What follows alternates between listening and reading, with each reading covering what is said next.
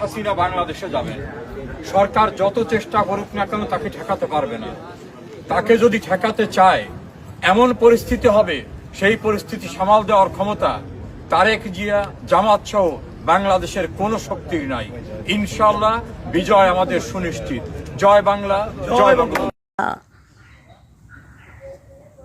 তোরকে যে বয়স, ঠিক আছে, তোরকে যে বয়স, আর তোরা যে দালালি করবার জন্য আসছু, 5 টাকার একটা সিঙ্গারা 15 টাকা দামের একটা প্রাণাপের লোভে, এখানে যদি ছাত্র সমাজ যদি ধাওয়া দেয়, তোরা তো নিজেদেরকেই সামলাবা পারবো না। আবার তোরা সরকারও প্রোটেকশন দেব বলে নিশ্চয়তা দিচ্ছু। কোন যুক্তি? কোনো যুক্তি আছে? তোরকে নিজের জীবনটা বাঁচা কঠিন হয়ে যাবে যদি ছাত্র সমাজ ধাবার দেয়। আবার তোরা বড় বড় বাতিয়া দিচ্ছু যে সরকারও প্রোটেকশন দেব, সরকারও আটকানোর মতো কেউ নেই।